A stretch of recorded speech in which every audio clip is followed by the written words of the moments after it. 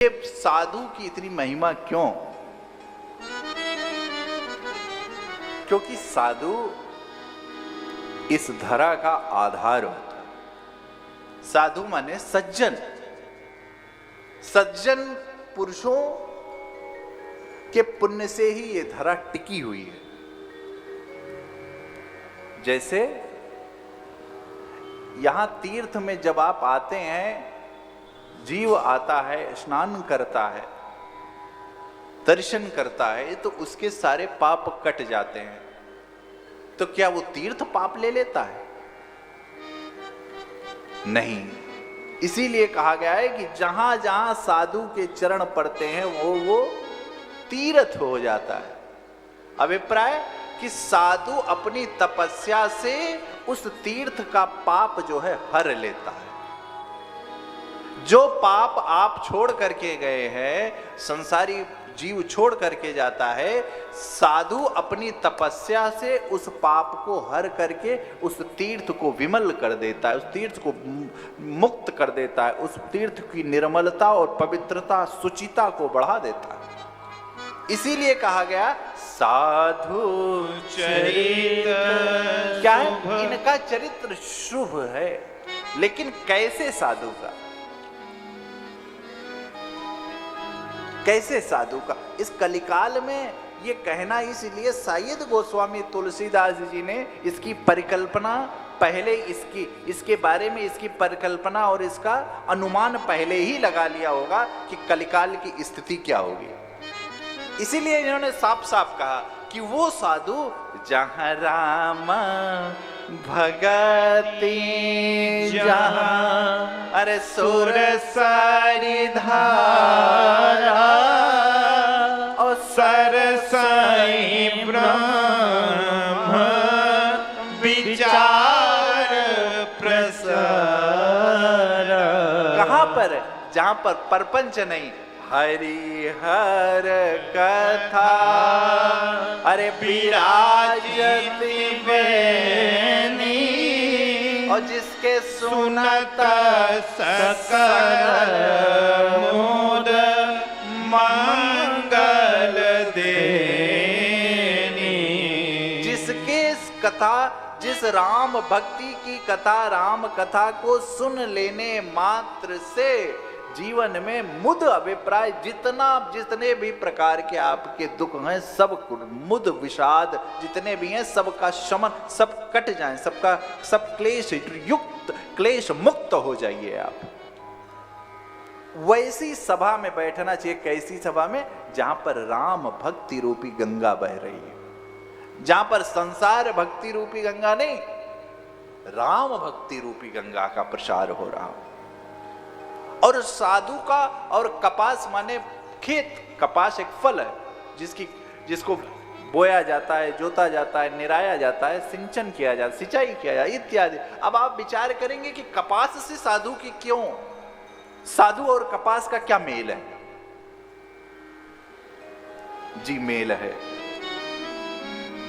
जैसे कपास को लगाने में खेत में सिंचाई, बुड़ाई, गुड़ाई करना पड़ता है, उसी प्रकार साधु कौन है? साधु कौन है? जिसकी सुमति रूपी भूमि हो। बहुत ध्यान से सुनना, जिसकी सुमति रूपी भूमि हो। कपास की अभिप्राय कोई भी, आप तो किसान योग होंगे, खेत जानते ही होंगे। सुमति रूपी जिसकी भूमि हो। किसकी रूपी?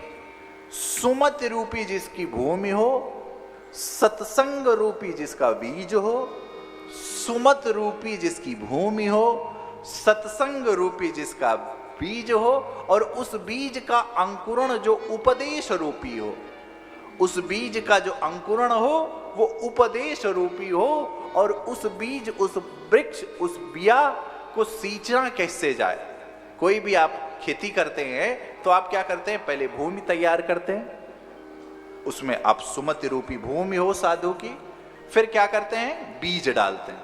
गेहूं लगाना है, धान लगाना है, जो भी इत्यादि, उसको बीज डालते हैं। तो साधु के हृदय में कौन सा बीज होता है? तो साधु के हृदय में सत्संग रूपी बीज होता है। और वो अंकुरित अभिप्राय, जैसे अंकुरित क्या है? जैसे वो भक्तों को पा जाता है, वहां पर क्या शुरू हो जाता है? वहां पर राम भगति जहां, अरे सुर सरिधारा, वहां पर कौन सा बीज अंकुरित होता है? उपदेश रूपी, सुमति रूपी भूमि पर सत्संग रूपी बीज, उपदेश रूपी अंकुरण, और उसका सिंचन किससे किया जाता है? तो यम नियम इत्यादि जो भी साधन करने, नाम जप, तपस्या, व्रत, उपवास, जैसा आपकी जैसी स्थिति हो, उस अपनी भूमि को सींचिए। उससे भूमि अभिप्राय में विवेक की बात कर रहा हूं, उसको खूब सींचिए, और फिर जो फल वृक्ष आएगा, उस वृक्ष में जो फल आएगा, उस फल का नाम होगा विवेक। क्या होगा? उस फल का नाम होगा विवेक। और उस फल के गुण क्या होंगे? हर एक फल का एक गुण होता है ना। आम मीठा होता है, कुछ फल खट्टे होते हैं, कुछ फल खट्टे होते हैं। तो उस विवेक रूपी फल की आपको आवश्यकता क्यों है इतनी? क्या करेंगे हम विवेक लेकर के? हम धन क्यों ना लें भाई, विवेक क्यों लें? हमें धन चाहिए। आज धन प्रधान देश है आपकी दृष्टि में, हमारी आपकी दृष्टि कह सकते हैं। तो विवेक इसलिए क्योंकि धन आपको सुविधा दे सकता है। धन आपको सुविधा दे सकता है, धन आपको शांति नहीं दे सकता। और उस विवेक रूपी फल का जो गुण है, उसका नाम है, उसका क्या नाम है? उसका, उस फल का जो गुण है, गुण माने वो मीठा है कि खट्टा है, उस गुण का क्या नाम है? कोई बताइए। जिस हृदय के भूमि सत्संग, जिस हृदय की सुमति रूपी भूमि, सत्संग रूपी बीज, उपदेश रूपी अंकुरण, यम नियम इत्यादि नाम जप आदि रूपी जिसका सिंचन हो, जिस वृक्ष निवृत्त रूपी वृक्ष, और उस वृक्ष का जो फल है उसका नाम है विवेक। और उस फल का गुण क्या होगा?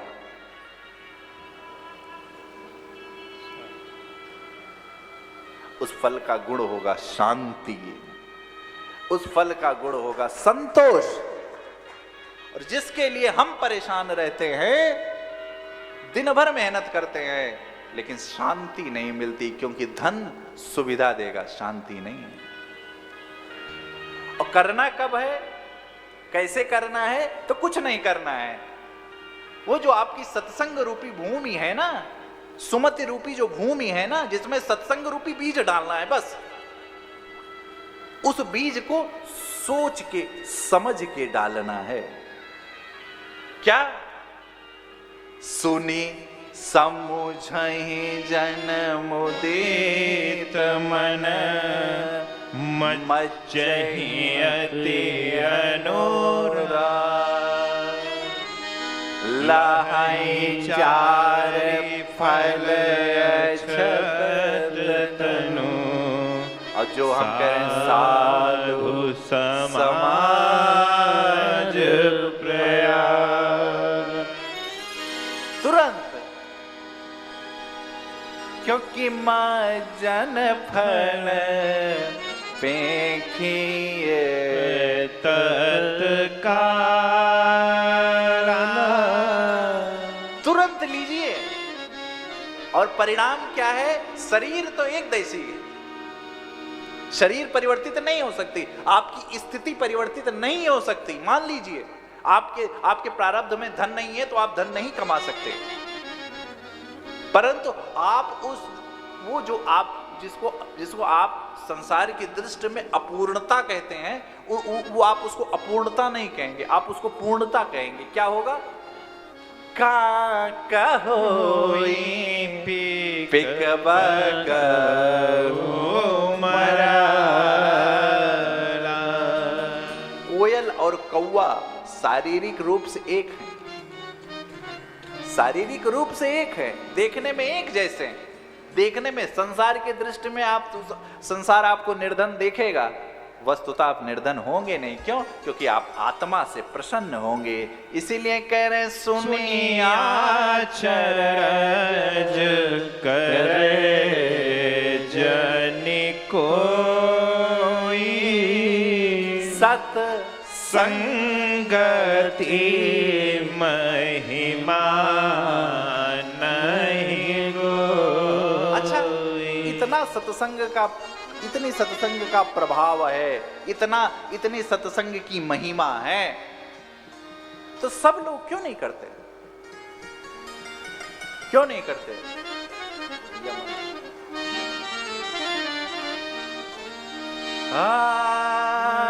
बिनु सत्संग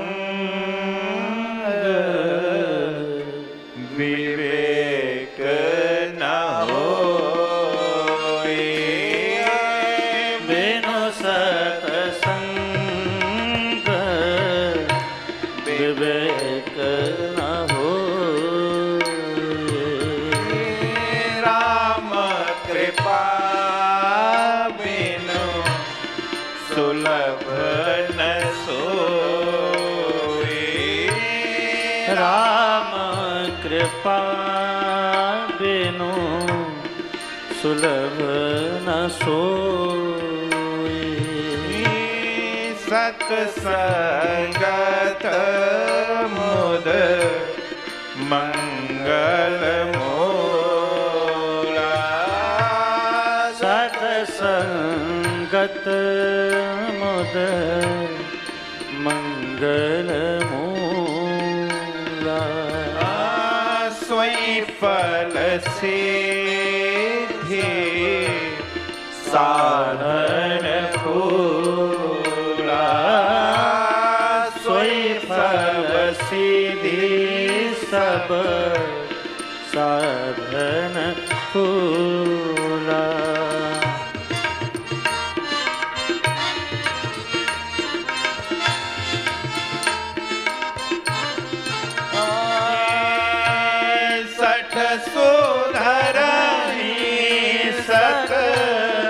संगति पाई।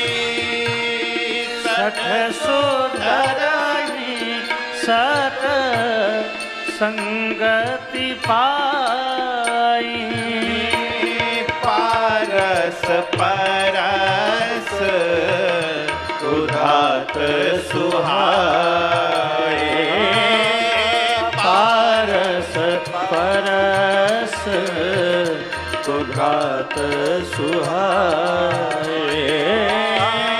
पारस परस उधात सुहाए। सब लोग इतनी सत्संग की महिमा है तो गाते क्यों नहीं? क्यों नहीं गाते हैं भाई? क्यों नहीं सुनते हैं? क्योंकि राम कृपा बिनु सुलभ न सोए। जब तक राघव जी की कृपा नहीं होगी, मेरे कनक भवन सरकार कनक बिहारी जी की कृपा नहीं होगी, तब तक कोई सत्संग आ नहीं सकता, कोई सत्संग सुन नहीं सकता। और बिना सत्संग सुने ज्ञान होगा नहीं, क्योंकि सत्संग जननी है, जिसका जड़ भी फूल है, जिसका मूल भी सत्संग है और जिसका फल भी सत्संग है। क्या? सत्संगति मुद मंगल और क्या? सोई फल सिद्धि सब साधन फूल। जिसकी फल और जिसकी मूल जड़ सब सत्संग है। सत्संग का आशीर्वाद कुछ और है, सत्संग का सबसे बड़ा प्रसाद कुछ और है, तो सत्संग ही है। इसीलिए हम आप नहीं, बाल्मीक नारद घट जोनी। वाल्मीकि भी कोकिल हो गए थे, तभी तो क्या कहा गया? बंदे बाल, क्या है? बंदे वाल्मीक कोकिलम। क्यों? क्योंकि वाल्मीकि जी कुछ और नहीं करते थे भाई। राम रामेति मथुर राम राम रामेति मधुरम मधुराक्षरम, वो एक ही नाम को गाते थे।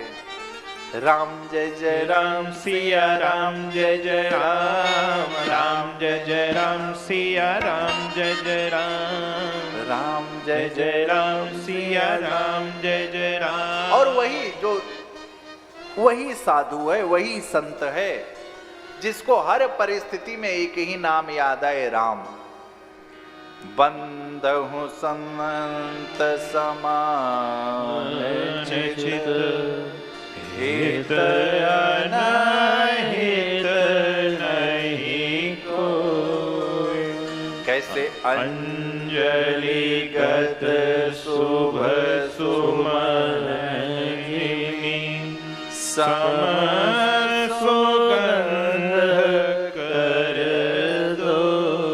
वैसे संत कौन संत है जिस प्रकार पुष्प को चाहे तोड़ने वाला चाहे पालने वाला हाथ में उठाए परंतु पुष्प अपनी सुगंधता नहीं छोड़ता, उसी प्रकार वही संत है जिसकी समान चित्त है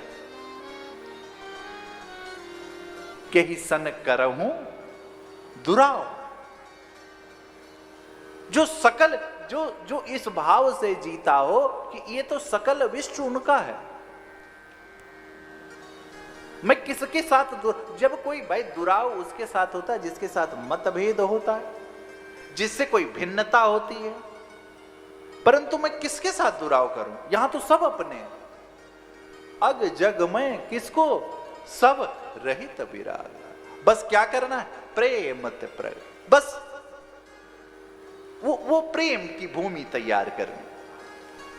प्रेम स्वच्छ है, प्रेम परमात्मा से प्रेम ना करें, प्रेम स्वयं में परमात्मा है। प्रेम को किसी की आवश्यकता नहीं, प्रेम पूर्ण परमात्मा है। बस अपनी, क्योंकि प्रेम ही है जो आपके अंदर ये विष है कामना का, क्रोध का, ईर्ष्या का, दंभ का, द्वेष का, इन सब विष को मिटाने के लिए जब तक प्रेम रस रूपी अमृत नहीं बरसेगा तब तक ये विष जाने वाला नहीं। और प्रेम सिर्फ अक्षरों में नहीं महसूस किया जा सकता। प्रेम का कोई शब्दार्थ नहीं है। एक अभिप्राय ये नहीं है कि प्रेम को सिर्फ पढ़ा जाए, प्रेम पढ़ने की वस्तु नहीं है, प्रेम तो जीने की वस्तु। प्रेम तो वो रस है, प्रेम तो वो पका हुआ रस है, प्रेम तो वो रस है। बस इसको अपने हृदय में टपका करके तो देखिए। जैसे ही वो टप टप टपकने लगेगा इस संसार में, जो संसार बाबा ने कह रहे हैं कि मैं इस संसार की, भगवान ने इस संसार की रचना कैसे की है? जड़ चेतन गुण दोष में विश्व कीन करता, संत हंस गुण गाहि पे परिहरि बारे बिका। भैया उपाय कुछ और नहीं है, यहां पर एक उपाय है, क्या? विशुद्ध प्रेम। और कोई जिस संसार में गुण और दोष दोनों हो, भगवान ने कहा इस सृष्टि की रचना मैंने गुण और दोष में दोनों देखी। आपकी जैसी दृष्टि होगी संसार आपको वैसे दृष्टिगोचर होगा। आपकी दृष्टि परिवर्तित करने की जरूरत है। वही वाली बात है, क्या करते हैं? उघर ही विमल बिलोचन किए।